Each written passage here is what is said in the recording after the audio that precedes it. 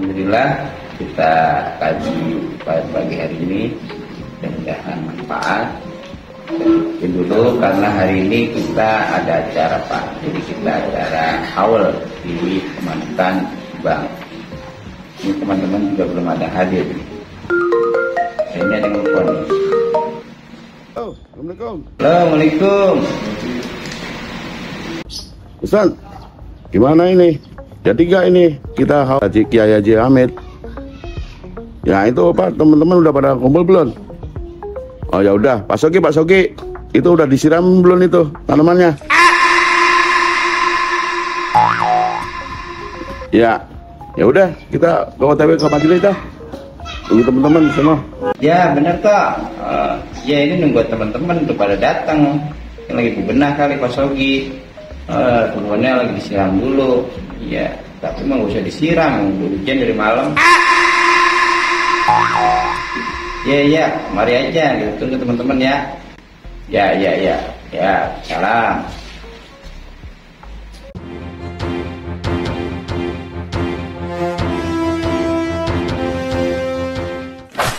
Assalamualaikum.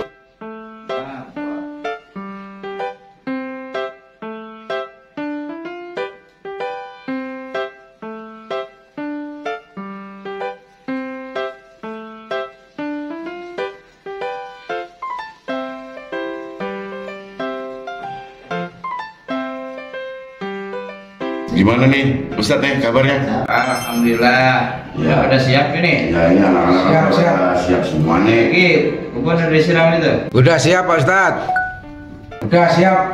Wah ini dari pagi udah nyiramin kebun mulu ini. Kalau bisa disiram. Saking pengen ikutnya dia mau kita haul gitu. Andi udah siap ini? Siap Ustadz. 86.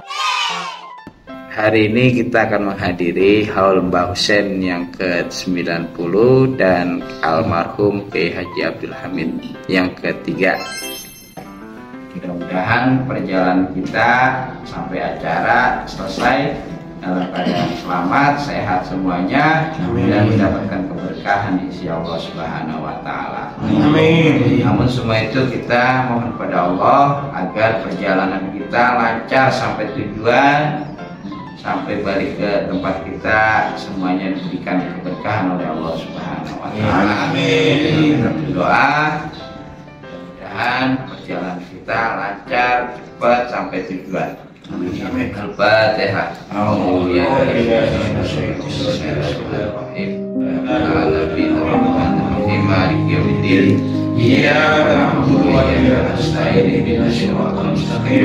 صراط الذين أنعمت عليهم غير المغضوب عليهم.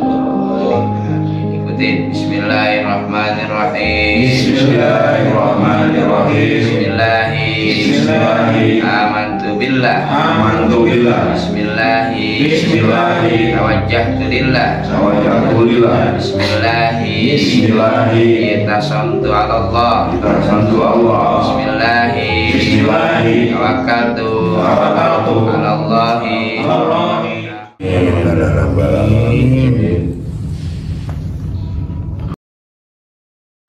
Ya oke, baik, kita berangkat menuju Manukan. Bismillahirrahmanirrahim. Ya. Berangkat.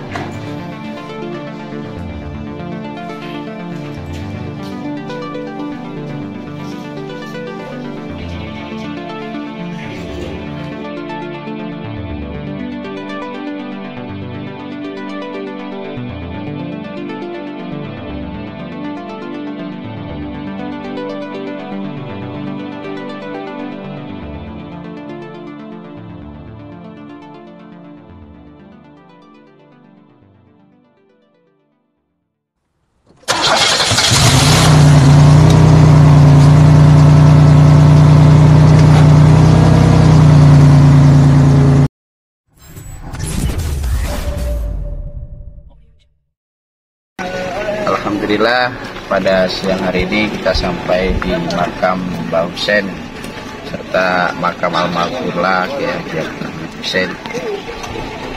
Suasananya masih keadaan siang hari. Ya ikuti terus haul bausen sampai selesai. Mudah-mudahan kita semua diberikan berkah insya Allah Subhanahu wa taala.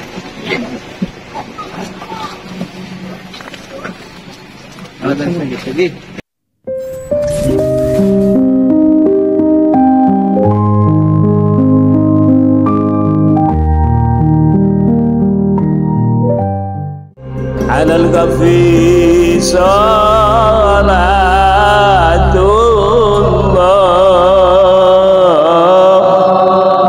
ala syafi salamullah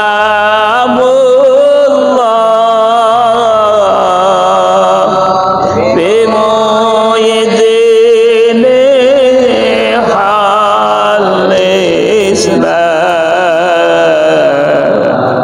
minal balwa iya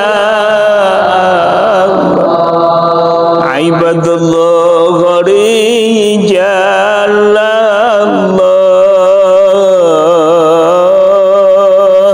aghithuna li ajalillah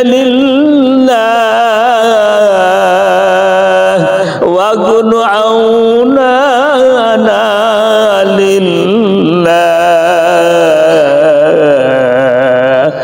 Hasanallah bi fadlillah ala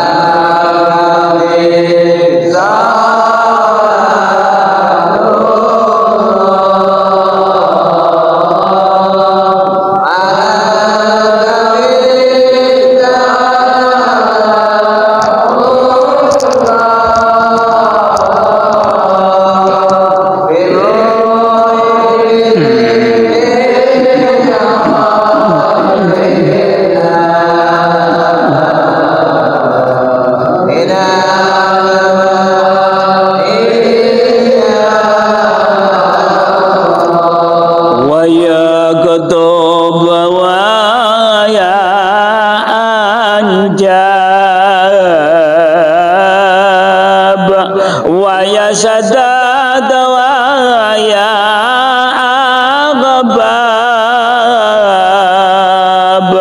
wa antum ya ulil albab ta'ala wa nasuru lillah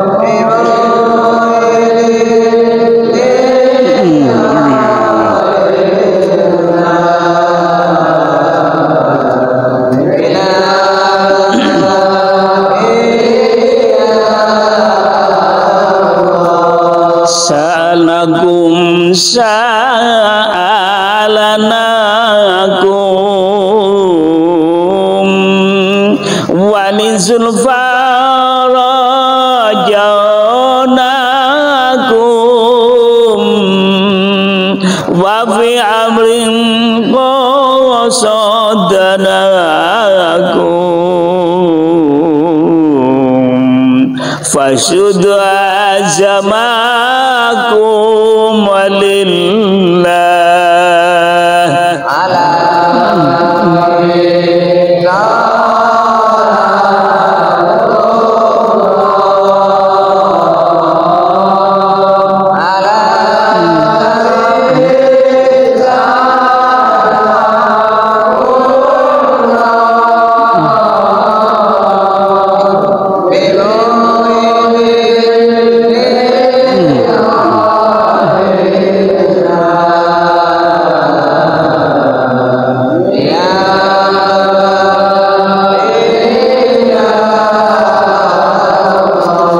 ya Rabbi bi sadati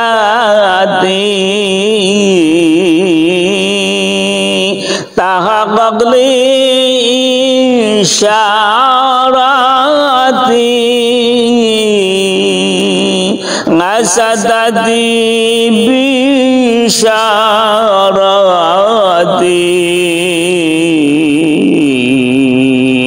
wa yazwa ba'duna lillah ala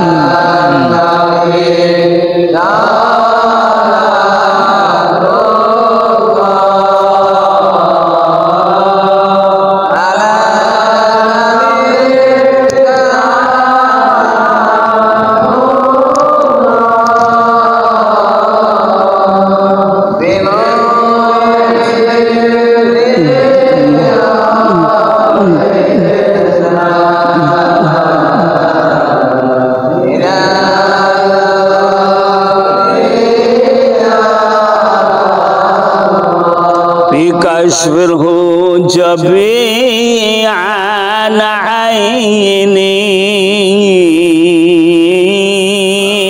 wa rabil baini min baini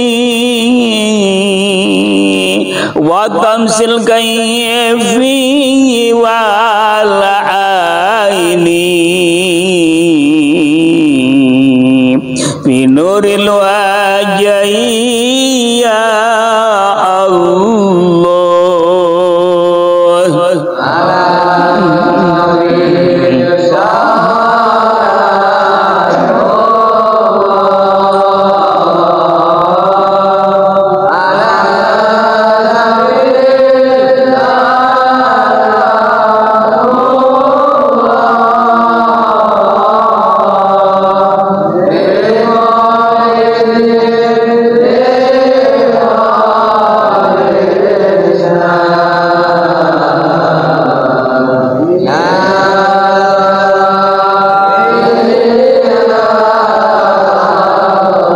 Salatullahi maulana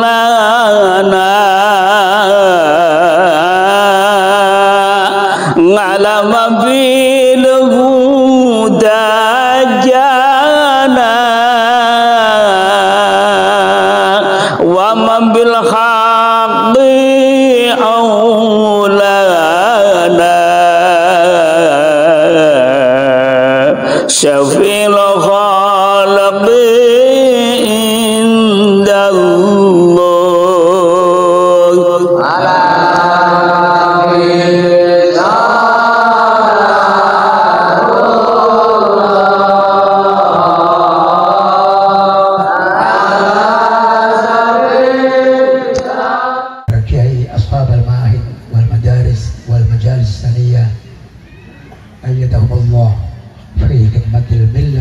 Ja'far dari Kali Satu. Yang terhormat Bapak Mustafa dan para kiai yang saya hormati, terutama terkhusus Bapak Tatang, santri dan murid kesayangan beliau. Kepada para pemerintah sipil Polri TNI yang saya hormati, khususnya Bapak Camat apa tadi itu Legon ya, Legon Kulon, saya hormati hadirin hadirat, mutawassilin mutawassilat, wabillahi syukrahum.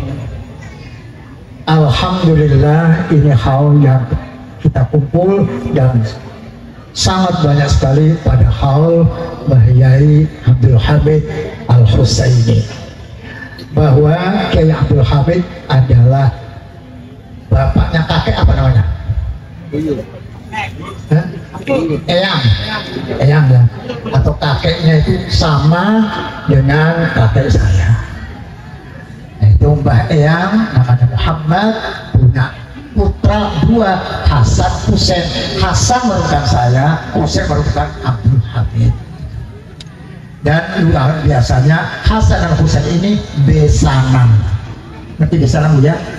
Putranya Kiai Husain menikah dengan putrinya Kiai Hasan.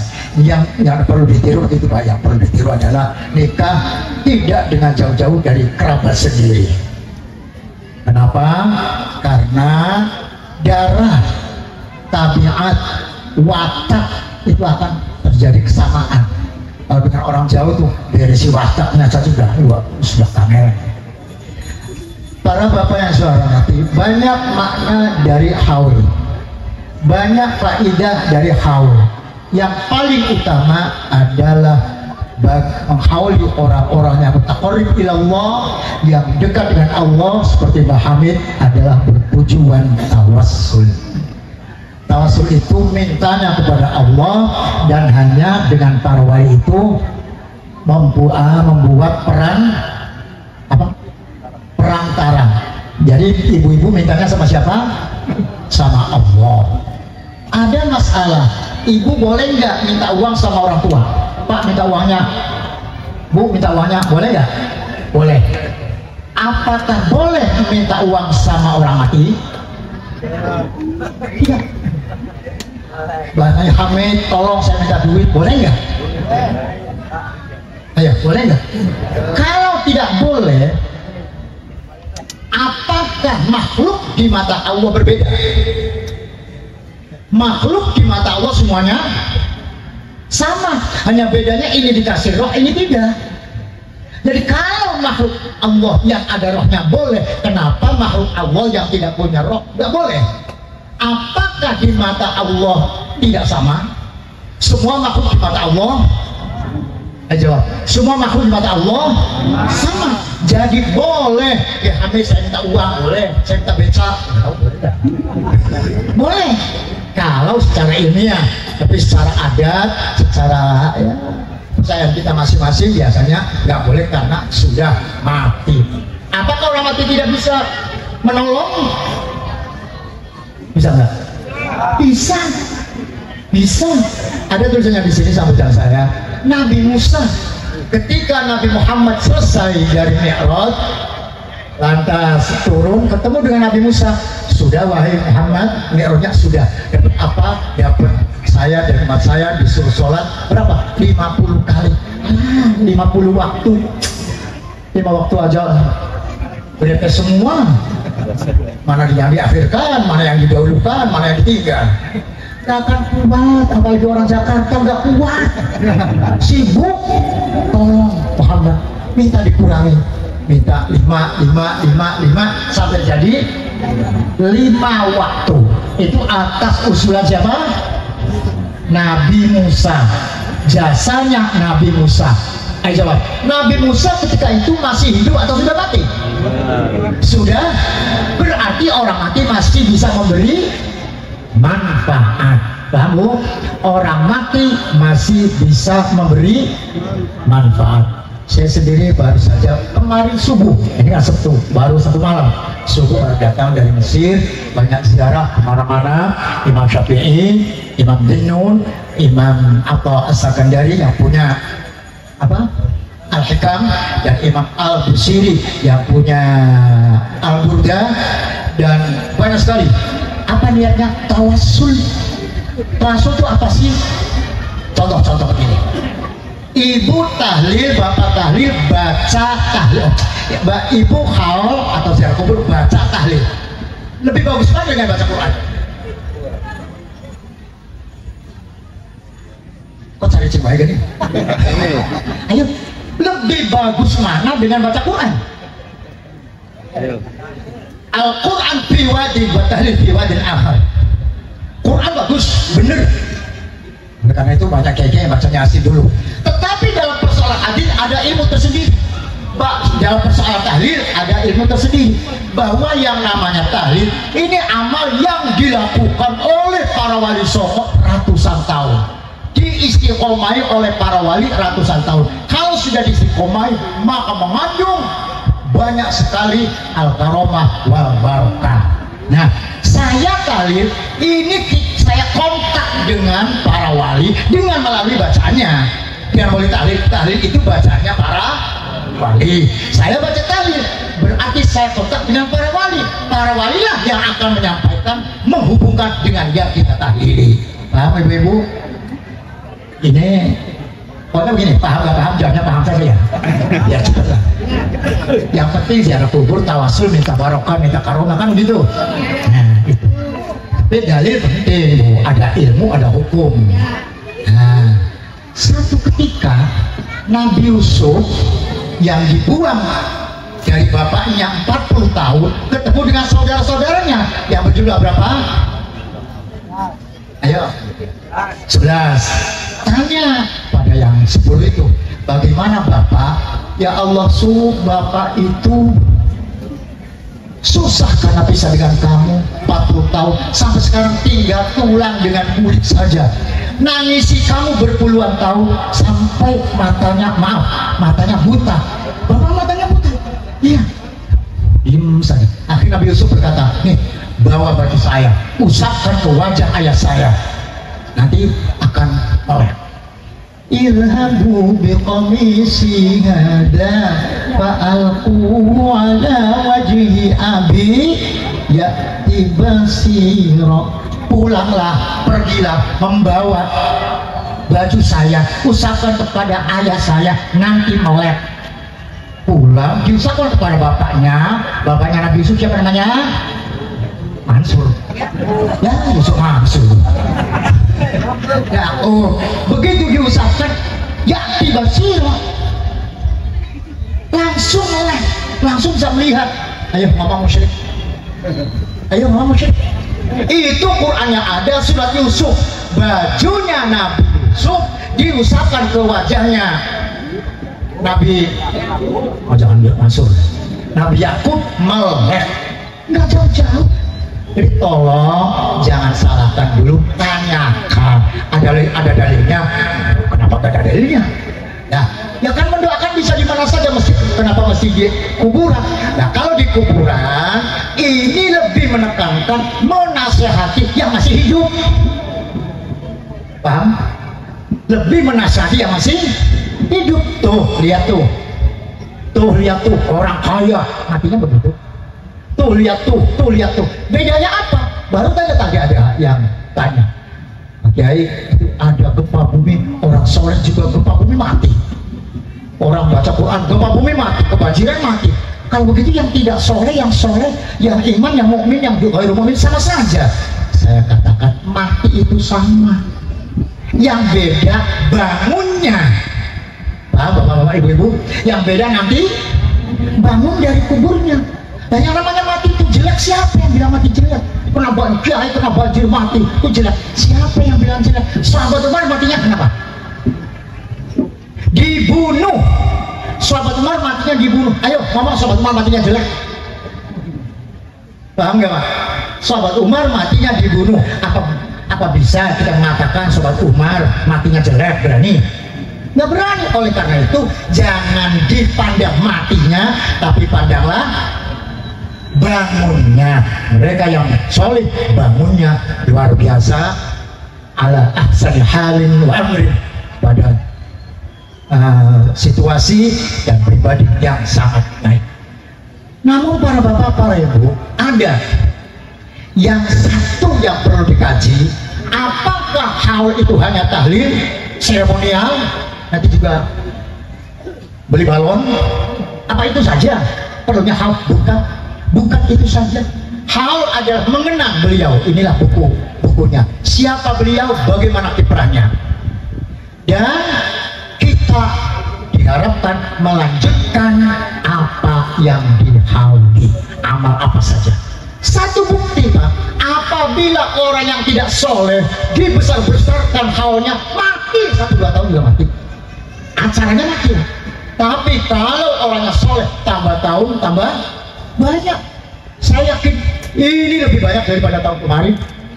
Ini menunjukkan beliau beramal saleh, beliau bertaqarrub ilallah subhanahu wa ta'ala. Insya Allah tawassul kita dengan beliau, dengan amal-amal beliau diijabahi oleh Allah. Apa yang kita kehendaki dibutuhkan, Allah akan mengijabahi. Jangan melihat kami, ya Allah, kami ini belum bisa ibadah, banyak dosa. Tolong ya Allah, lihatlah Kiai Husain, lihatlah Mbak Hamid, beliau taqarrub ilaika ya Allah bi a'malihi wa ulumih. Beliau adalah orang yang dekat dengan engkau dengan amal dan ilmunya. Oleh karena itu saya ikut beliau. Ini bukan cara begini saja Bu. Ibu marhaba, ngerti marhaba Bu ya? Ya Nabi salam alaik. Itu niat tawassul. Ya Allah, saya baca marhaba riwayat Nabi, saya minta dengan bacaan ini ya Allah, minta agar titik. Nah, ini tawasul. Jadi tawasul itu ada yang bil amali sholihah, ada yang bil athari sholihin. Para bapak yang saya hormati, apa yang tadi disampaikan oleh Pak Camat benar, betul bahwa kiai itu mempunyai dua fungsi. Satu, riayatul watan, kedua, riayatul din. Pertama, menjaga negara, kedua, menjaga agama. Ibu, orang kiai dan pengikutnya harus bisa menjaga negara dan menjaga agama. Dua ya, negara dan agama. Oleh karena itu kiai-kiai dulu sangat berperan sekali dalam perang 10 November.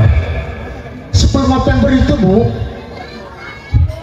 setelah Indonesia merdeka 17 Agustus datanglah, bergabunglah Belanda dengan pasukan sekutu di bawah pimpinan Inggris, menyampaikan bahwa akan membebaskan tahanan-tahanan saya yang ada di Surabaya, maka kami akan turun ke Surabaya. Ternyata diselidiki akan menjajah kembali. Maka Panglima TNI Bapak Sudirman mendatangi Presiden Soekarno. Catat, Bapak Sudirman itu santri NU. Beliau diselamatkan oleh tahlil. Kenapa? Ketika itu Pak Sudirman ada di satu desa, ada yang lapor ke penjajah, ada Sudirman di mana? Di desa Anu. Itu. Kebetulan ada yang meninggal. Maka Bapak Sudirman diaturi untuk tahlil setelah Bada Isya. Baik, nanti malam saya tembak. Datang dua truk. Sudirman lagi tahlil, pakaiannya sarung batik, itu paham ya, bajunya baju yang salah itu baju apa namanya? Koko. Pecinya pakai ikat. Lagi baca di tali, la ilaha illallah, la ilaha illallah. Itu Pak, yang mana? Pinggir pintu. Yang mana? Tembak saja. Yang mana? Yang pinggir pintu. Yang pakai ikat. Iya, Pak, ikat apa namanya? Ikat tahu ya, orang Jawa itu ya. Pakai ikat, yang pakai sarung iya. Bohong, masa seorang jenderal pakai ikat? Kamu bohong. Ditembak yang mata-matanya itu. Ini artinya Jenderal Sudirman diselamatkan oleh, jawab semuanya, diselamatkan oleh tahlil milik Kiai Sri Ajeng Kartini. Itu santri Bu, santri ngaji Quran dan tafsirnya kepada Kiai Soleh Darah. Santri muslimat itu. Nggak, ya kerudungan, nggak tahu sekarang kok lepas kerudungnya itu yang nyuri siapa itu. Nah, itu. Wahai Pak Presiden, tolong tentara sekutu akan datang ke Surabaya, menghancurkan Surabaya dengan ribuan tentara dan senjata yang canggih, bahkan membawa banyak pesawat pengebom. Di antaranya yang ikut itu namanya Jenderal Diauddin yang akhirnya menjadi Presiden Pakistan. Terus gimana? Segera Pak Presiden kirim utusan bertanya kepada Kiai Sepuh Jawa Timur, yaitu Kiai Hasyim Asy'ari, bertanya bagaimana, apakah menyerah, apakah melawan. Datang kata Kiai Hasyim Asy'ari, ya nanti ya akan saya kumpulkan dulu kiai-kiainya, nanti pendapatnya bagaimana, apa melawan, apa menyerah. Diundanglah seluruh Rois Syuriah se-Jawa dan Madura. Dari Cirebon berangkat Kiai Abbas Buntet naik kereta 6 gerbong sampai saja sampai di Surabaya. Mestinya tanggal 21, akhirnya terlambat tanggal 22. Malam tawajuh munajat pada Allah, akhirnya Allah memberikan isyarat wajib dilawan, wajib dilawan. Ditulislah pada KOP PBNU dengan judul resolusi, ada yang tahu nggak? Resolusi jihad. Isinya wajib melawan penjajah. Fardu ain li ahli masafatil qasar. Bagi radius 90 kilo itu fardu ain. Nggak ada dunia Arab, dunia Islam, negara Islam, tidak ada yang mewajibkan fardu ain sampai fardu ain melawan penjajah. Yang mati oleh penjajah itu mati syahid, tidak boleh boleh dimandikan, tidak boleh dikafani. Itu luar biasa. Perang hanya tanggal. Kita telah di acara haul Mbah Hussein yang ke-91 dan kami yang ketiga. Mudah-mudahan kehadiran kita semuanya menjadikan keberkahan buat kota Subang dan masyarakat sekitarnya dan pada umumnya bagi umat muslim dimanapun berada. Mudah-mudahan kita ketemu kembali dalam acara haul di tahun yang akan datang. Terima kasih. Assalamualaikum warahmatullahi wabarakatuh.